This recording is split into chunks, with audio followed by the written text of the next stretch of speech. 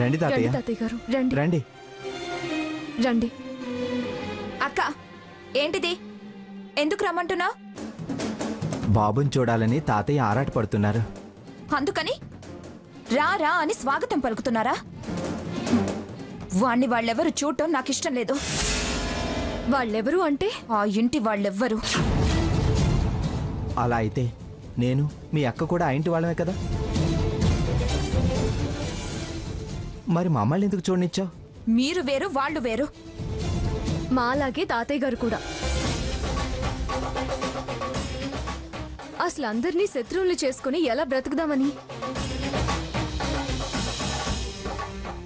ఒంటరిగా నీ కొడుకు ఒక్కడితోనే బ్రతుకుదాం అనుకుంటున్నావా? సాకేత్ని వద్దు చూడొద్దు అన్నావంటే అందులో ఒక అర్థం ఉంది. తాతయ్య గారు, అమ్మమ్మ గారు, అత్తయ్య గారు ఎవరు చూడకూడదు అంటున్నావంటే పిచ్చితనం కాకపోతే ఏంటే? ఒక్కళ్ళని చూడనివ్వడానికి మెత్తబడితే ఎవరిని అడ్డు చెప్పలేని పరిస్థితి వస్తుంది. ఇప్పుడు మీరన్నారే అలాగే. స్వర్ణ, తాతయ్య గారు నీకెన్ని విధాలు సాయం చేశారు. అన్ని విషయాల్లోనూ నీకే సపోర్ట్ చేశారు కదే, నిన్నే సమర్థించారు.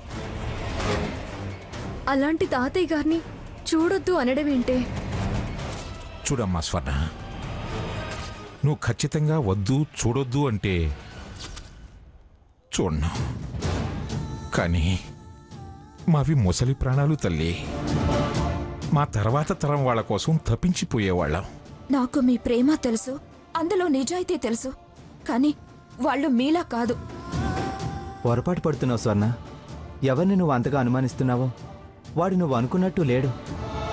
చాలా మారాడు స్వర్ణ. నేను నమ్మను. సరేనమ్మా, ఎంతకాలం ఇలా నీ అపనమ్మకాన్ని కంటిన్యూ చేస్తావు? ఎంతకాలమైనా పర్వాలేదు, నాకు నమ్మకం కలిగే వరకు. వాడి సంగతి తర్వాత మాట్లాడుకుందాం, కానీ ముందు బాబుని చూడండి తాతయ్య. సీత, తాతయ్యకి బాబునివ్వు. జరుగు.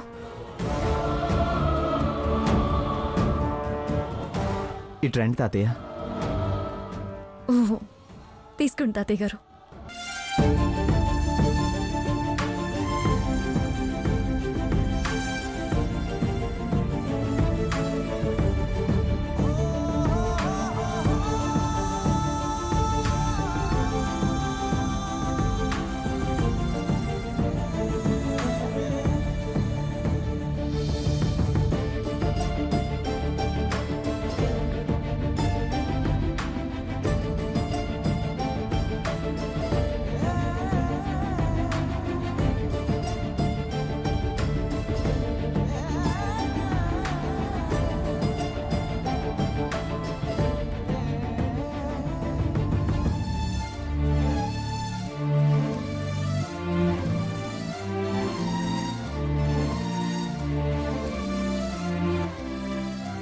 ఇలా ఇవ్వండి. ఇలా ఇవ్వండి. ముత్తాత మీద వీడికి చాలా ప్రేమ ఉంది తాతయ్య గారు. తీసుకో స్వర్ణ. తాతయ్య అంటే తాతయ్యే.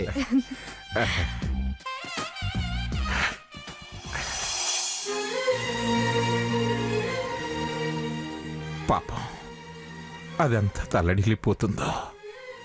చూసారా చూసారా, తను చూశాక అమ్మమ్మ గారు చూడాలని ఎలా రికమెండ్ చేస్తున్నారో. ఇది రికమెండేషన్ కాదమ్మా. దాని భర్తగా ఈ 2 రోజుల నుంచి దాన్ని చూస్తున్నాను కాబట్టి. దాని ఆరాటం తెలుసుకున్నాను కాబట్టి.